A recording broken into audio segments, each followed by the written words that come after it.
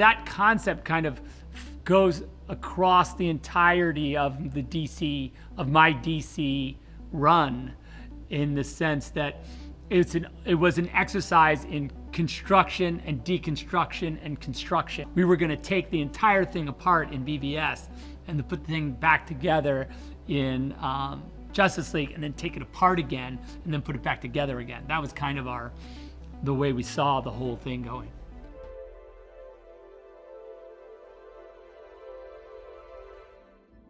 Let me ask you something. What immediately pops into your head when you see this image? I imagine for most people not into comic books, or comic book movies for that matter, you can instantly identify this symbol as something iconic.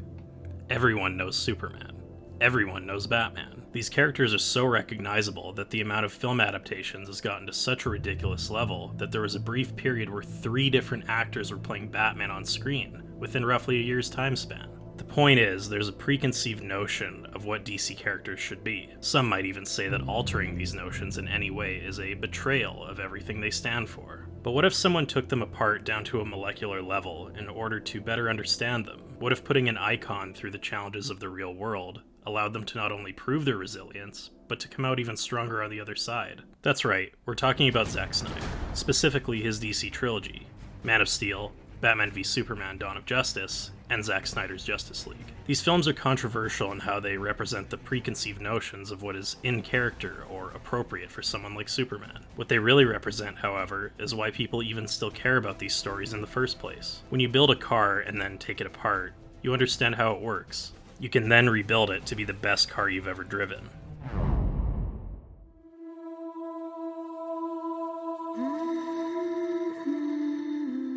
Man of Steel is where the foundation of this story begins. The basic skeleton of the Superman origin is here, but executed in a way that allows Clark Kent to begin his journey while asking some difficult questions about what it means to be a hero. The film is essentially about choice. The entire reason that Krypton is destroyed is because no one is given freedom of choice. Someone like General Zod will prioritize what he perceives to be the best for Krypton, even if that means genocide, because he feels that he has no other choice. He was born that way. I exist only to protect Krypton. That is the sole purpose for which I was born.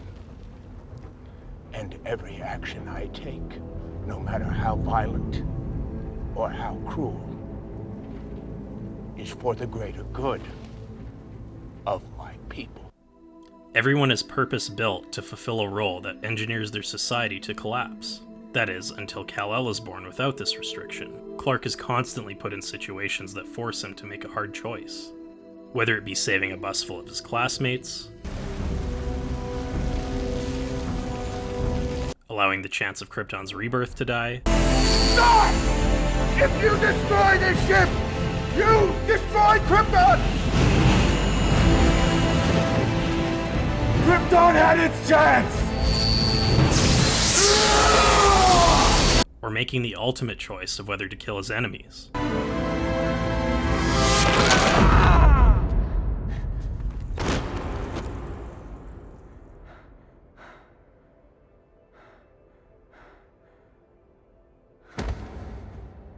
Putting Superman in situations where the choices are difficult is a way of redefining how we, as the audience, perceive him. He can't just fly around the world really fast to reverse time if he makes a mistake.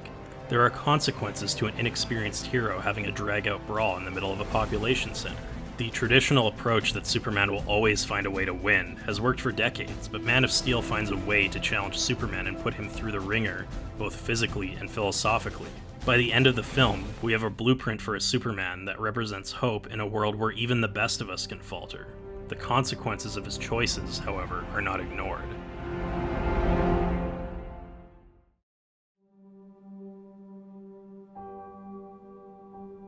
Batman v Superman: Dawn of Justice is perhaps the most controversial film in this trilogy. Not only are the main players in this story vastly different portrayals than what many are used to, but it set the stage for a cinematic universe that wasn't designed for longevity. If Man of Steel was about choice, then Batman v Superman is very much about consequence. Superman is not simply let off the hook for his part in the destruction of Metropolis. The world is divided on how to feel about a being that is essentially all-powerful and could be prone to the impulse of power corrupting. Bruce Wayne's introduction to this story serves to show the consequence of vengeance and how his hate leads to doing more harm than good. Now, the element of Batman killing criminals and honestly being kind of portrayed as a villain for half the film is not simply a way to be edgy or to piss off the fans. Batman has essentially become the very thing he hates, a criminal. In fact, he even states this in a line referencing the graphic novel, The Dark Knight Returns, which this version is heavily based on.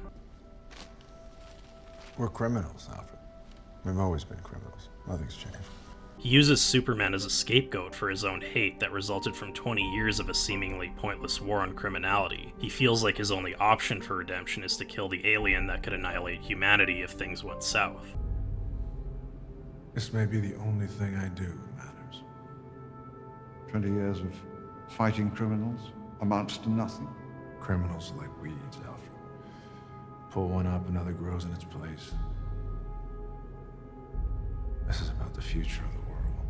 Eventually, Bruce comes to his senses, realizing that Superman is not a threat and that they have more in common than they realized. However, he doesn't consider that his actions lead to Lex Luthor ultimately killing Superman anyway. Essentially, if the heroes of the world had been united from the start, then perhaps none of this would have happened, which is a theme that leads into the final film. This series was not meant to continue on past what the story required. And so, in that context, this is the middle chapter of the story. Superman's sacrifice is not only meant as atonement for his mistakes in Man of Steel, but also to leave our heroes in the darkest place going forward. The dark night of the soul, going into the final chapter. I failed him. In life.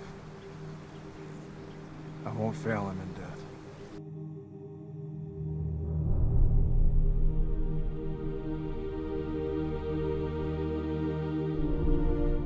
The story culminates in Zack Snyder's Justice League. When it comes to Snyder's true vision for Justice League, the mythological figures of the story serve as the culmination of why this story was told in the first place. Many people think that Man of Steel is about hope. However, I argue that Justice League is truly the film about hope in this series. The ideal of hope is constantly mentioned throughout Man of Steel, but that's only really beginning the story and the idea of what hope can be. The subversion of what the DC Universe could be, confronted with real-world dilemmas, was to convey how these characters can endure and rebuild into the pillars of hope for the future. If you look at every hero that is portrayed in this film, every one of their arcs culminates in hope. Bruce Wayne's redemption in this film is how he chooses to live up to Superman's image by gathering an incredibly broken group of people. There are 6, not 5. There's no us without him. By the end of the film, Wonder Woman learns that her crusade for peace does not have to be alone. Aquaman returns home to be with his father, hopeful for the future. The Flash is able to move forward with his life and make his father proud in the process. Make your own future. Make your own past. But it's all right now. But perhaps the two biggest arcs of hope in the film are Cyborg and Superman. Cyborg spends the first 3/4 of the film resentful of his father for turning him into what he has become, and believing that if his father had been there when there was the accident, that his mother would still be alive. Cyborg then goes through the darkest point of his life when his father sacrifices himself in order to help the team save the world. It's only after confronting his demons and facing the mother boxes that Cyborg realizes that he can live a life full of purpose and that his father did truly love him. My broken boy. You don't have to be alone anymore. We'll be together again. I'm not broken. And I'm not alone. He's the most hopeful character by the end of the film. Superman is the one that is afforded the biggest arc out of any of the characters, given that we've followed him for 3 films at this point. He went through discovering himself in Man of Steel, he atoned for his sins in Batman v Superman, and now he has risen from the grave in order to become the true Superman, the ideal of hope that was promised. Love them, God. The way we loved you. Fly, son. It's time.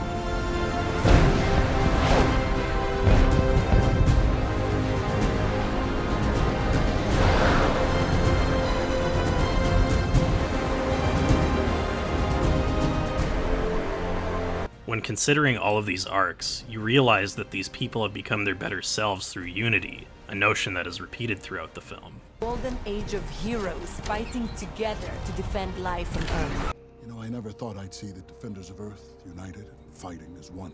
I don't care how many demons he's fought and how many hells. He's never fought us. Not us united. Anyone who is disappointed with how Superman wasn't saving cats from trees, or that Batman wasn't the one they remembered from childhood, might look at Justice League as the answer to why these choices were made.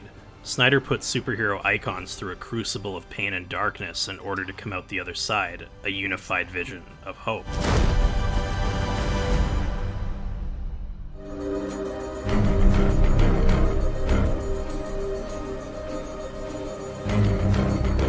What do the themes of these three films have in common?